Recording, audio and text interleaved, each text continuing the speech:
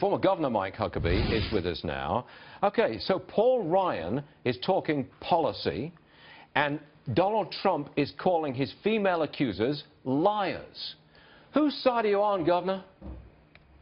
Well, look, I'm glad Paul Ryan is getting to the focus of policy, and I hope he'll remind people that if Hillary Clinton gets elected, we're going to have a disaster on every kind of policy that matters, whether it's national security, tax policy, the advent of small business, Obamacare, Israel, globalism versus nationalism, patrolling our borders, name it.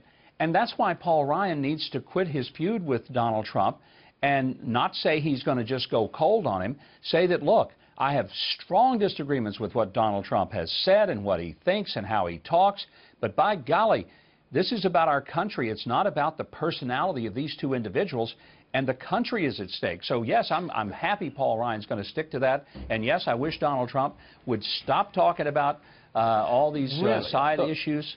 Governor, I've got to tell you, look, I was watching Donald Trump's speech yesterday afternoon. For a half hour, he rants about these women being liars.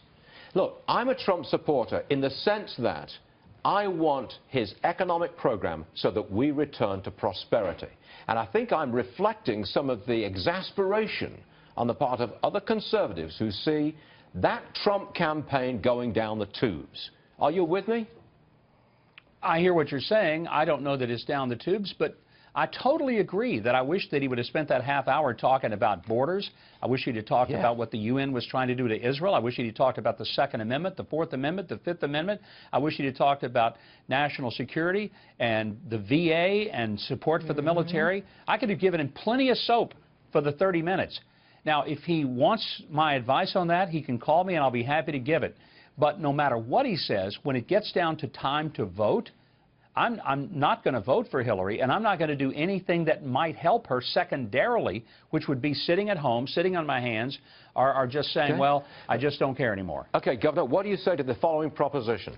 There is no way on God's green earth that you can call your female accusers liars and still win an election with women in this society. No way. It's not the healthiest way to win an election. He will defy all odds if he does. But he's done that so far. That's why I'm hoping that he gets solely on message. And I'm talking about the message that has caused those rallies to be filled with tens of thousands of screaming supporters, while Hillary can barely get some people to shuffle in, you know, a couple of hundred at a time and give tepid applause as they do their best to stay awake during one of her rallies. But no, I totally get what you're saying, Stuart, but I got to keep the focus on that this is not about two people, the way they talk or the way they have supporters. This is about whether this country goes radically to the left or whether it gets its stabilizers on and starts creating jobs again so people can go to work, put a paycheck in the bank, and put food on the table.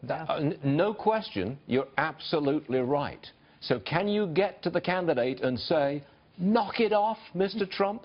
I mean, isn't it time someone really put it in those terms to him? I think people are putting it in those terms to him, and it's just a matter, I think a lot of it is he's never been a candidate, he's never been on the ballot, he's been a celebrity, and you get treated differently when you're a celebrity than when you're a candidate. And I think he's a little shell-shocked by the fact that the media has gone 100%, I mean, not just a little bit against him, but they've gone nuclear on him. I mean, it's mushroom cloud journalism is what we're seeing. Yes, it is. I was going to give you the last word, but, you know, I'm coming up on a hard break. You know these hard breaks. Yes, I do. And I've got you on right over it, of course.